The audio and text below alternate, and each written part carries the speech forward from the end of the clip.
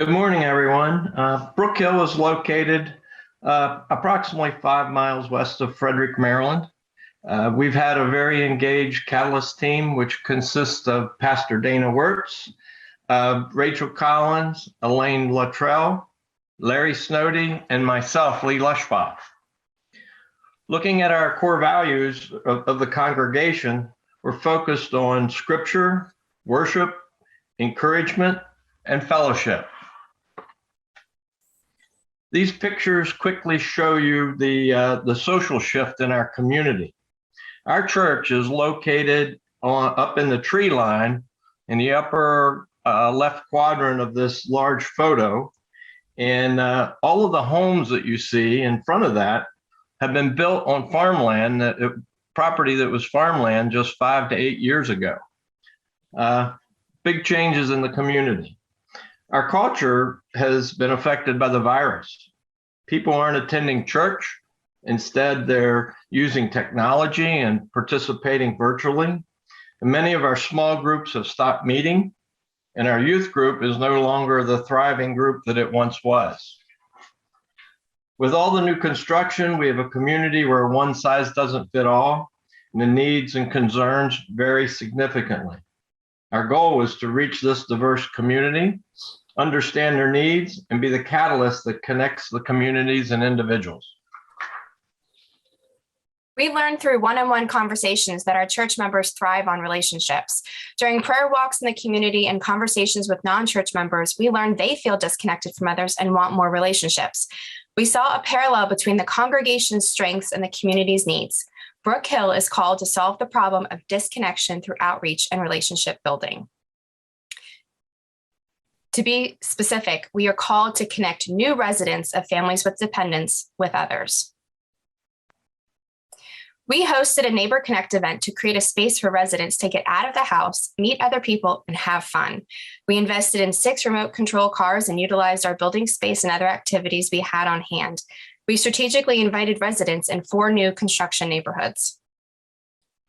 Our first pivot was rescheduling from January 15th to March 5th due to the high COVID positivity rates. March worked out well because we had warmer weather and were able to enjoy our outdoor space too. Another pivot we made included scaling back on decorations. This resulted in quick and simple setup and tear down. 2 things we tried didn't work. 1, we offered an icebreaker networking activity for adults that went unused. And 2, we established racing rules and had an MC, but we didn't need them after all. We just needed spotters to upright the flipped over cars and made sure everybody had a turn. Overall, it was a success in meeting new people and seeing new faces.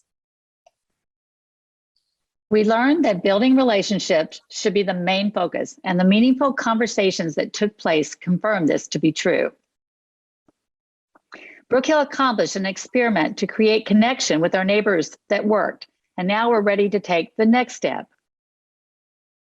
We're evaluating whether the present programs need to be continued or pivot to less complicated experiments that impact more effectively our community. We will know we are beginning to see all the people when the church begins to increase the number of outside connections for deeper relationships. Discuss defining discipleship in terms of inclusive witness, compassionate service, persistent justice, wholehearted worship, and mindful devotion. We will track the number of people maturing in their discipleship journey and take steps to make that journey easier. Loving and leading like Jesus will be demonstrated when our marketplace disciples are engaged in multiple practices in the discipleship pathway, such as helps out no matter the position, demonstrates radical hospitality, offers words of encouragement authentically and humbly, and practices behaviors of inclusion. As our Catalyst Initiative team talked to members of the younger generation, it became evident that they are not anti-religious. They are looking for a way to connect and be actively involved. However, their emphasis is on morality and issues such as social justice instead of blindly following tradition. When we started the Catalyst Initiative, we had 0 in our contact database of non-church members. Now we have 23, And this doesn't reflect any additional positive conversations we had with people who didn't give us their contact information. So Catalyst has made us a lot more aware of the practices of compassion and justice and worship and devotion. And we have a lot of compassionate people in our church, and we want to focus on all of these even more in the future. There are several practices from Catalyst that we want to engage in once it is over. We see the value of one-to-one conversations and in getting out of our church and into the community. We also want to share more with our congregation what we've learned from Catalyst and the value of MVPs.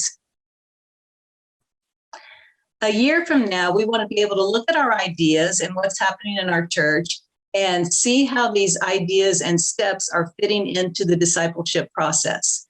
We want to ask ourselves, are they leading to more mature disciples? And if not, we need to pivot. So we celebrate a lot of the new skills we've learned.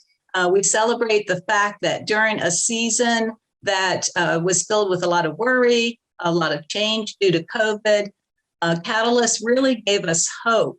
And it also helped us to look at the potential that our church has in the future in going forward to make disciples for Christ.